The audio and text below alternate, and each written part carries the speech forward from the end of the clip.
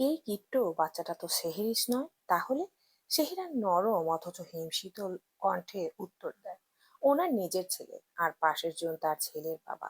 বিয়ের আগের সম্পর্ক ছিল সেটা, গভীর আদম্য অথচ নিষিদ্ধ। সবাই জানতো কিনা জানি না, কিন্তু তিনি এসব ছেড়ে কেন আমাদের পরিবারে এলেন? এমন এই প্রশ্নটাই এখন আমার জানতে হবে। আমরা যা জানি এই জানাটাই শেষ না। সেজুতি খান আমাদের পরিবারের সেই অধিকার না পাওয়া, বা সেলিনা চৌধুরী শুধুমাত্র সম্পত্তির উপরে লোভ, এত তুচ্ছ বিষয়ে ওরা রিভেঞ্জ নেবে, এটা আমার মনে হয় না। নিশ্চয়ই এমন বড় কোনো কারণ আছে যেটা আমরা জানি না।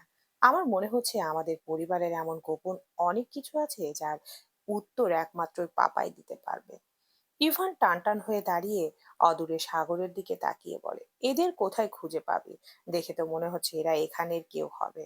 মামার সাথে একবার খোলামেলা কথা বলা দরকার, হতেও পারে অজান্তেই এমন কোনো ভুল হয়তো করে ফেলেছেন যা আমাদের অজানা।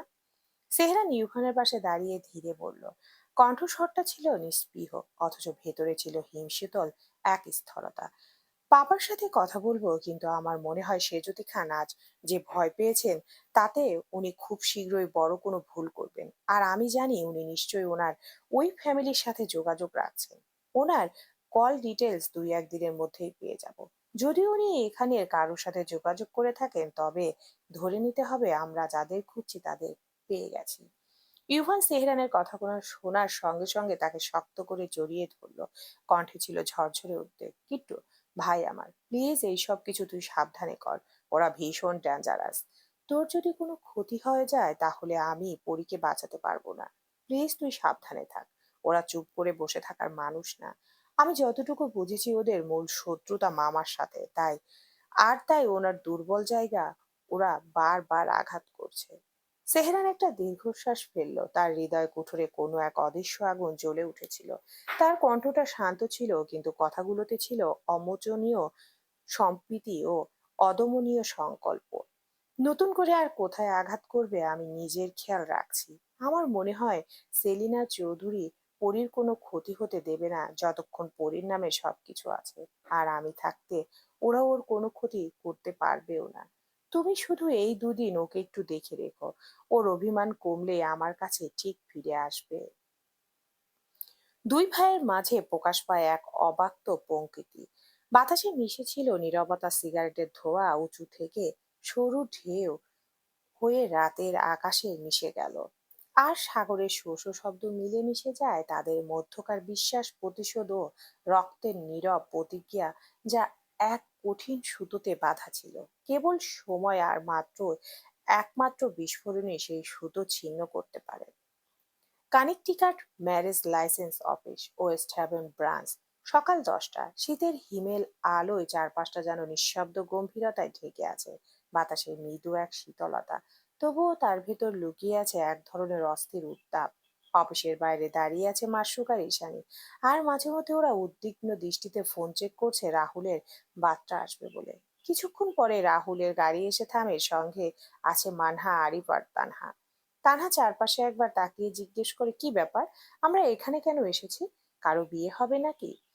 আরিফ ঠোঁটে হালকা হাসি টেনে বলে, হ্যাঁ শালিকা, কিছু একটা ঠিক সেই রকমই হতে চলেছে। তানহা আর কিছু বলার আগে রাহুল ওর হাত টেনে নিয়ে যায় ভেতরে। ওর চোখে বিস্ময়, অথচ রাহুলের চোখে এক অদ্ভুত স্থিরতা।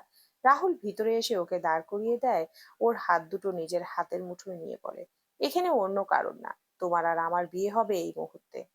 বাতাসে যেন এক নিঃশব্দ বজ্রপাত হলো। তানহার মুখ শুকিয়ে যায়। ও যেন হঠাৎ একটা ঝটকা খেলো, চিৎকার করে বলে, অসম্ভব। ওর কণ্ঠে আতঙ্ক আর অনুযোগ একসাথে মিশে যায়। এটা কিছুতেই হতে পারে না। আমি এভাবে লুকিয়ে বিয়ে করতে পারবো না।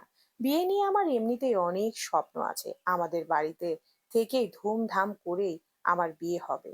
আর তাছাড়া যেখানে আমার পুরো পরিবার সবাই এখানে আছে, সেইখানে আমি এইভাবে বিয়ে করতে যাব কেন? আর ভাইয়া জানতে পারলে আমায় মেরেই ফেলবে। আপনি ফান করছেন তাই না রাহুল? রাহুল এক নিঃশব্দ দীর্ঘশ্বাস ছাড়ে। ভেতরে ভয় কিন্তু বাইরে দৃঢ়তা। মনে মনে বলে, তুমি জানো না তানহা, তোমার বাবার কথা জানার পর থেকে আমি বুঝেছি আগামী দিনগুলোতে সময় আমাদের জন্য সহজ হবে না। পরিস্থিতি কোন দিকে যায় সেটাই বুঝতে পারছি না। আমি তোমাকে কিছুতেই হারাতে পারবো না। ও একটা তপ্ত নিঃশ্বাস ফেলে বলে, একদম না তানহা। শোনো, আমার দিকে তাকাও। তুমি আমায় বিশ্বাস করো তো?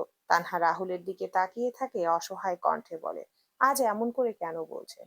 আমায় কি আপনি ভরসা করতে পারছেন না রাহুল? রাহুল এবার তানহাকে বসিয়ে ওর সামনে হাঁটু গেড়ে বসে।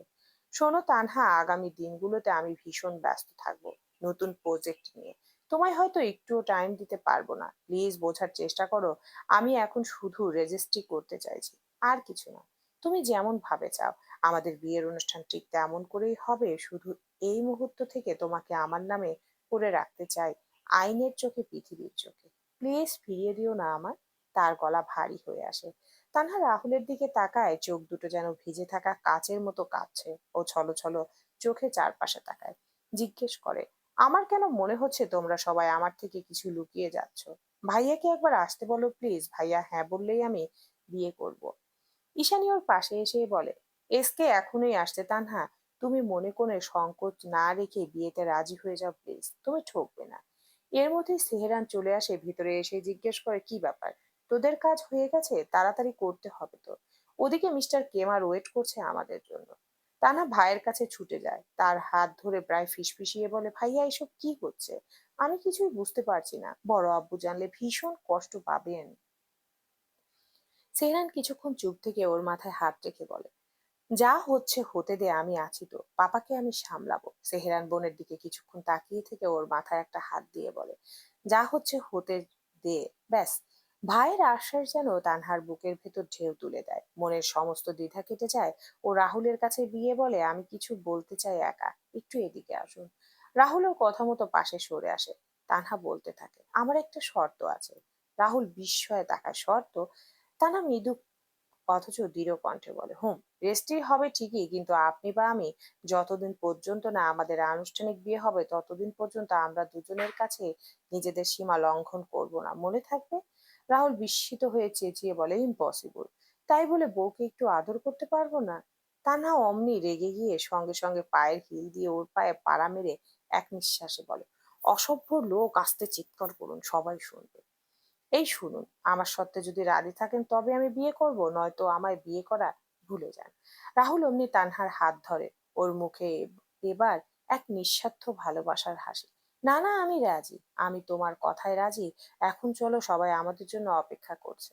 বাইরে সূর্যের আলো পড়েছে তাদের মুখে, যেন নতুন কোনো সূচনা রং ছড়িয়ে দিচ্ছে। রাহুল কৌতুক করে বলে ওঠে, এই তানহা, ভাবা যায় আজ আমাদের বিয়ে, তাও মাসু আর ঈশানীর আগে। সবাই হেসে ওঠে, আর সেই হাসির ভিতরে মিলিয়ে যায় সমস্ত টেনশন, সমস্ত ভয়। শুধু থেকে যায় এক অদ্ভুত উষ্ণ শান্তি, যেন ভালোবাসার নিজস্ব ধর্মীয় স্বাক্ষর হয়ে। কিছুক্ষণ পর, রেজিস্ট্রির পর মার্বেল ফ্লোরে জুতার ধবনি মিলিয়ে যেতে রাহুল, মাসুক ও সেহেরান বেরিয়ে আসে অফিসের কাজ ঘেরা করিডোর থেকে। আর বাকি সবাই ভেতরে। বাইরে শীতল হাওয়া বইছে, তবু যেন সবার কণ্ঠে এক অদ্ভুত নীরবতা। মাসুক প্রশ্ন ছুড়ে দেয়, এই এসকে পড়ি এলো না কেন? সেহরান ঠোঁটের কোণে সিগারেট রেখে নির্বাক গলায় বলে, তোদের বোন রাগ করে নিজের ভাইয়ের কাছে চলে গেছে। রাহুল বিস্ময়ে বলে ওঠে, আর তুই এত সহজে মেনে নিলি? এটাও আমরা বিশ্বাস করব? মাসুক তৎক্ষণাৎ বলে ওঠে, না না, আমি জানি তুই নিশ্চয়ই কিছু প্ল্যান করেছিস, তাই না এসকে? ওকে আবার থাপ্পড় দিস না প্লিজ, ও কিন্তু অসুস্থ, মনে আছে তো? সেহরান ব্যঙ্গ মিশ্রিত গলায় বলে ওঠে, ছি, তোরা আমায় এতটাই নিষ্ঠুর ভাবিস নাকি? আমি তেমন কিছুই প্ল্যান করিনি।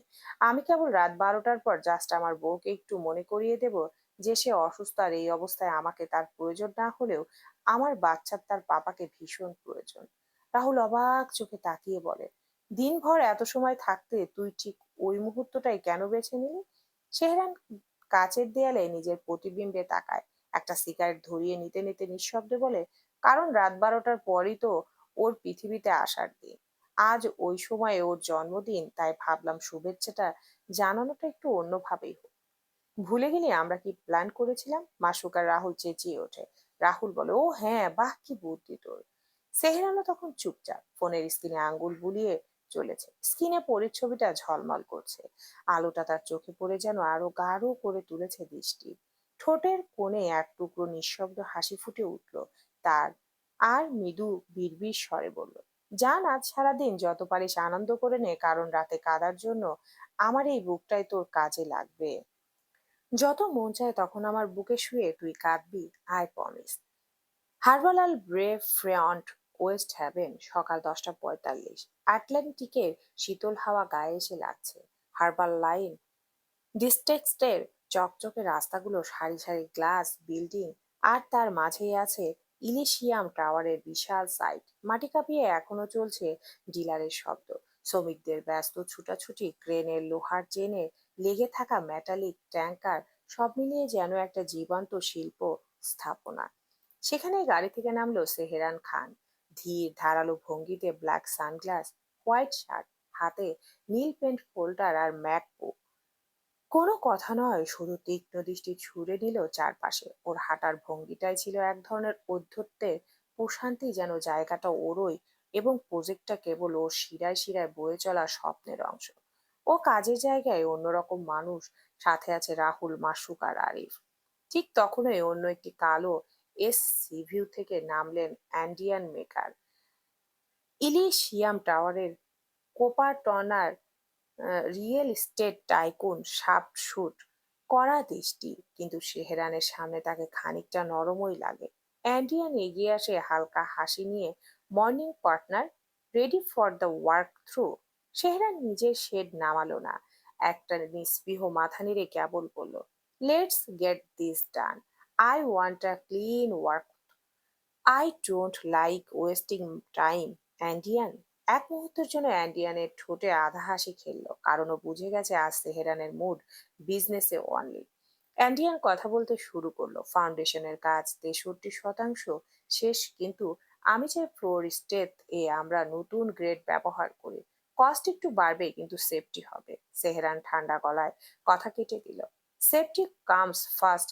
ইলিশিয়াম টাওয়ার আমার নামে দাঁড়াবে, সেখানে 1 ইঞ্চি কম্প্রোমাইজও চলবে না। সাইটের ভেতর দুজন টাইটান হয়ে এগিয়ে যায় এবং রাহুল, মাসুক আর আরিফ তিনজনই ওদের সাথে হাঁটছে, যেন সবাই দুই পাওয়ার হাউসের ছায়ায় আছে।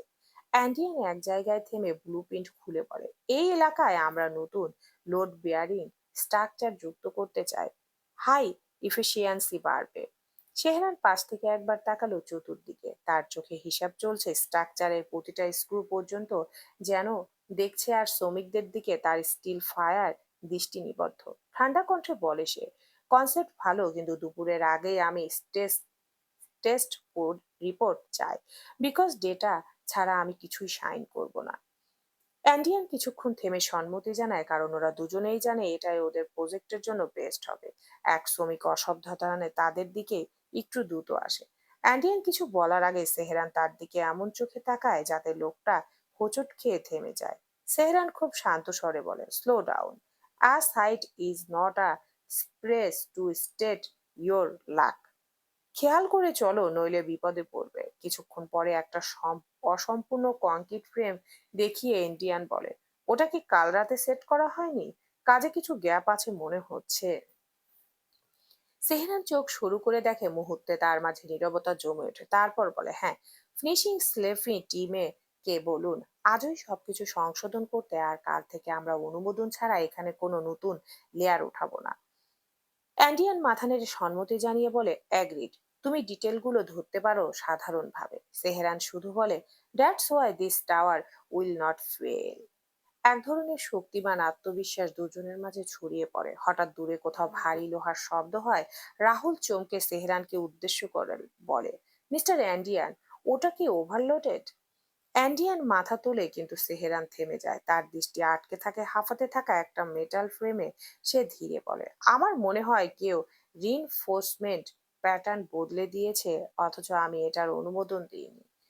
অ্যান্ডিয়ান বিস্মিত হয়ে তার দিকে তাকিয়ে বলে, হুম্মম, আমিও তো দিইনি। সেহরান পুরো সাইট স্ক্যান করে তীক্ষ্ণ দৃষ্টিতে, ধীর অথচ ভয়ঙ্কর স্বরে আরিফকে বলে, find who did this before I do. এসব অসৎকর্তা এখানে চলবে না। রাহুল আর মাসুক উপস্থিত সবাই ওর কণ্ঠে চাপা ঝড় টের পায়। একটা নিস্তব্ধতা নেমে আসে, যেন এই ইলিশিয়াম টাওয়ার এর ভবিষ্যৎ এখন থেকেই বিপদের দিকে গড়াতে শুরু করলো। কিন্তু কেউই তখনও তা বুঝলো না। কিছুক্ষণ পরে অ্যান্ডিয়ান আর শেহানার স্ট্রাকচারের লোড প্ল্যান নিয়ে কথা বলছিল, ঠিক তখন ওই সাইটের কাচের দরজা ঠেলে ঢোকে কেউ। হাই হিলে ঠক ঠক শব্দ, চোখে কালো শেড, চুল টেনে বাঁধা।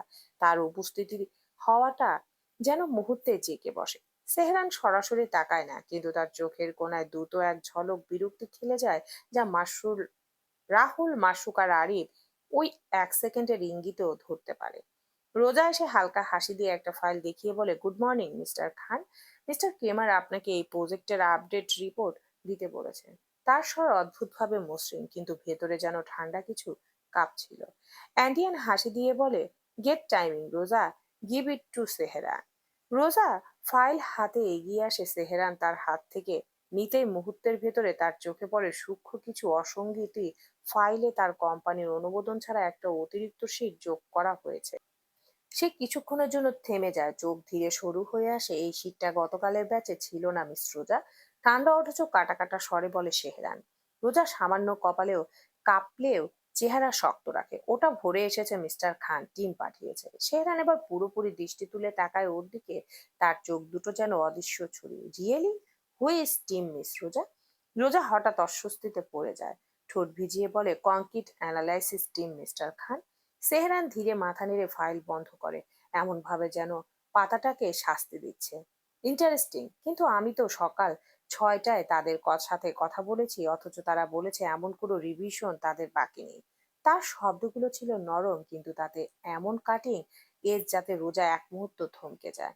অ্যান্ডিয়ান হালকা বিস্ময় নিয়ে বলে, wait ask, this they are an issue. Sehran সাথে সাথে অ্যান্ডিয়ানের দিকে না তাকিয়ে কণ্ঠ ঠান্ডা রাখে, নট ইয়েট। কিন্তু এ তো খেয়াল করার পরও টিমের দ্বারা ভুল ফাইল এভাবে আসা পসিবল না।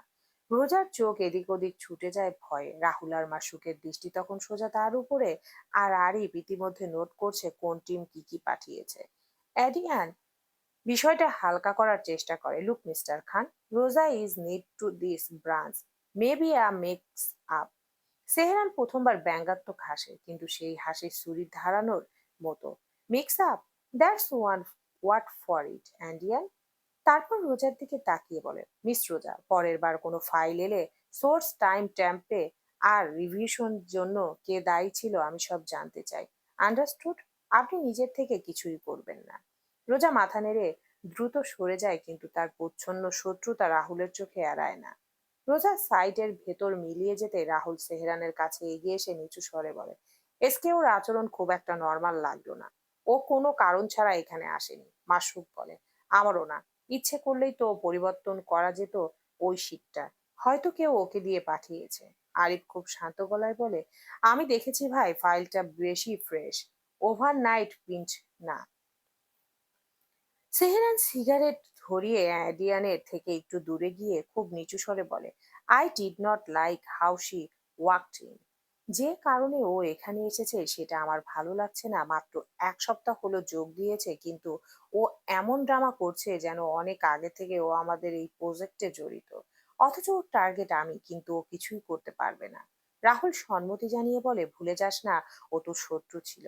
সেহরান স্থির দৃষ্টিতে সাইটের দিকে তাকিয়ে ধারালো স্বরে বলে, ছিল না, এখনো আছে। সামনের ফাইলটা আঙ্গুলে চাপড়ে বলে, এখানে কিছু ভুল আছে রাহুল, আমি আগে খেয়াল করিনি ঠিক, কিন্তু আজ প্রথমবার মনে হচ্ছে কেউ ইচ্ছে করে আমাদের প্রজেক্টে হাত দিচ্ছে।